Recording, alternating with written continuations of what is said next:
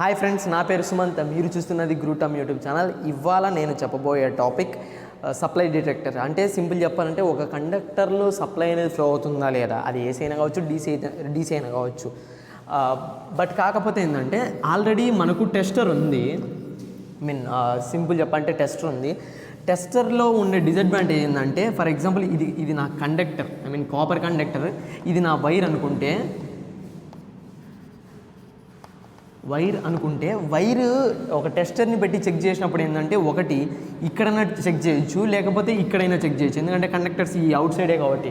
So కాబట్టి ఈ insulation దగ్గర ఉన్నప్పుడు ఏంటంటే చెక్ చేయలేం, సప్లై దాంతో ఫ్లో అవుతుందా లేదా అని టెస్టర్ పెట్టి చెక్ చేయలేం. సో కాబట్టి ఇప్పుడు నేను చేసే డివైస్తో ఎక్కడ సప్లై దాంతో ఫ్లో అవుతుందా లేదా అనేది ఈజీగా చెప్పగలుగుతాం.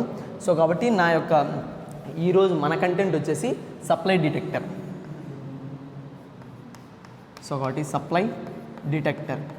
సో కాబట్టి దీనికి నాకు కావాల్సిన ఎక్విప్మెంట్స్ ఏంటంటే కొన్ని ఉన్నాయి ఫ్రెండ్స్, కొన్ని చెప్తాను.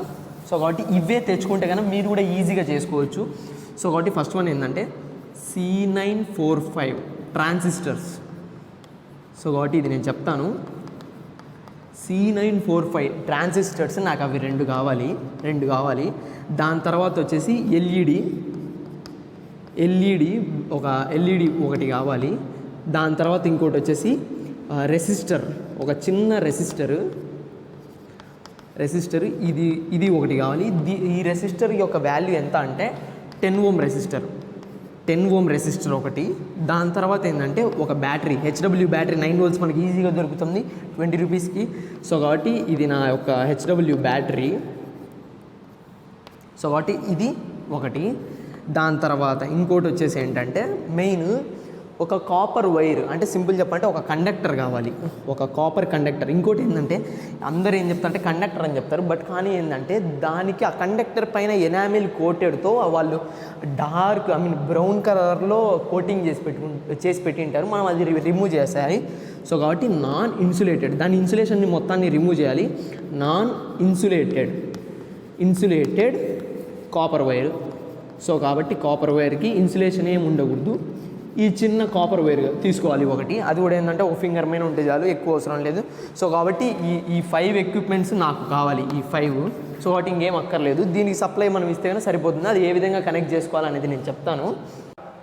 సో కాబట్టి నేను ఇప్పుడు సర్క్యూట్ డయాగ్రామ్ ఇస్తాను, అది ఏ విధంగా అనేది బాగా చెక్ చేయండి ఫ్రెండ్స్. సో కాబట్టి దాంట్లో అందరూ చేసే తప్పులు, సర్క్యూట్ కనెక్షన్ చేసేటప్పుడు అందరూ ఏ విధంగా తప్పులు చేస్తారనేది కూడా కాన్సెప్ట్ చెప్తాను. సో కాబట్టి బేసిక్గా ఏంటంటే ట్రాన్సిస్టర్, నాకు ఫస్ట్ కావాల్సింది ఏంటంటే ట్రాన్సిస్టర్కి 3 టెర్మినల్స్ ఉంటాయి. ట్రాన్సిస్టర్ 3 టెర్మినల్స్ వచ్చేసి ఏంటంటే ఒకటేమో ఎమిటర్, ఇంకోటేమో కలెక్టరు. సో కాబట్టి ఎమిటర్, కలెక్టరు, ఇది నా బేస్. సో కాబట్టి బాగా గుర్తుపెట్టుకోండి ఫ్రెండ్స్, దీని యొక్క నెంబర్ వచ్చేసి C945 అనే ట్రాన్సిస్టర్ని మాత్రమే నేను తీసుకోవాలి. వేరేది తీసుకుంటే కొద్దిగా వాల్యూస్ డిఫరెన్స్ వచ్చి పని చేయకపోవడమో లేకపోతే వర్కౌట్ కాకపోవడమో జరుగుతుంది. సో కాబట్టి ఇంకోటి ఏంటంటే ఎటుపక్క అయితే నెంబర్స్ని ట్రాన్సిస్టర్ చూడడానికి బాక్స్ షేప్లో కనపడుతుంది. ఫర్ ఎగ్జాంపుల్ ఏంటంటే ఇది నా ఫ్రంట్ తీసుకుంటే ఫ్రంట్ సైడ్ నెంబర్ ఉంటుంది, C944 3J సంథింగ్ అలా ఉంటుంది. బ్యాక్ సైడ్ వచ్చేసి చిన్న డాట్ లాగా వస్తుంది. ఒక చిన్న డోమ్ షేప్ ఇలా వచ్చి దానికి టాప్లోంచి చూసినప్పుడు ఇక్కడ హోల్ ఉంటుంది. సో కాబట్టి హోల్ ఈ విధంగా ఉంటుంది. బట్ కానీ నేను తీసుకోవాల్సింది ఫ్రంట్ సైడ్ ట్రాన్సిస్టర్ C945 అని ఎక్కడైతే మనకు పేరు కనిపిస్తుందో అక్కడ మాత్రమే తీసుకోవాలి. అందరూ కొంతమంది రివర్స్ తీసుకుంటారు, అప్పుడు టెర్మినల్స్ పని చేయవు. సో కాబట్టి C945 ఇది నా బేస్ కాదు, ఎమిటర్, కలెక్టర్, బేస్. ఇంకోటి తీసుకుంటాను సేమ్ ట్రాన్సిస్టర్లు. నేను ఆల్రెడీ చెప్పాను 2 ట్రాన్సిస్టర్లు కావాలని. నాకు ఇది ఒకటి వచ్చేసి same emitter, collector, base. So కాబట్టి ఇప్పుడు నేను ఏం చేస్తాను అంటే బాగా చూడండి ఫ్రెండ్స్, ఫస్ట్ ట్రాన్సిస్టర్ యొక్క థర్డ్ టెర్మినల్ అంటే ఇది ఫస్ట్ ట్రాన్సిస్టర్, ఇది దాని యొక్క థర్డ్ టెర్మినల్. సెకండ్ ట్రాన్సిస్టర్ ఇది కాబట్టి దీని యొక్క ఫస్ట్ టెర్మినల్ నేను కనెక్ట్ చేస్తున్నాను.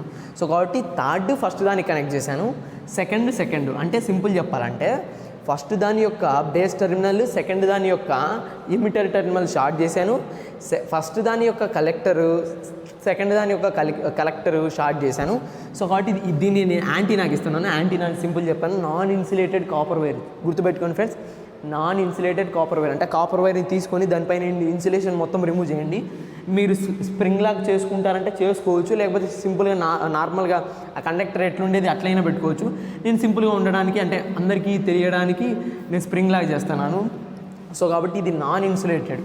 సో కాబట్టి non insulated copper wire. So కాబట్టి కాపర్ వైరు. దాని తర్వాత ఈ టెర్మినల్ చూడండి ఫ్రెండ్స్, నేను ఇప్పుడు ఏం చేస్తానంటే ఒక రెసిస్టర్ యాడ్ చేస్తున్నాను. ఈ రెసిస్టర్ వచ్చేసి 10 ohm రెసిస్టర్. సో కాబట్టి ఇది నా 10 ohm రెసిస్టర్. దీనికి ఒక ఎల్ఈడి యాడ్ చేస్తున్నాను. సో కాబట్టి ఎల్ఈడి కాబట్టేసి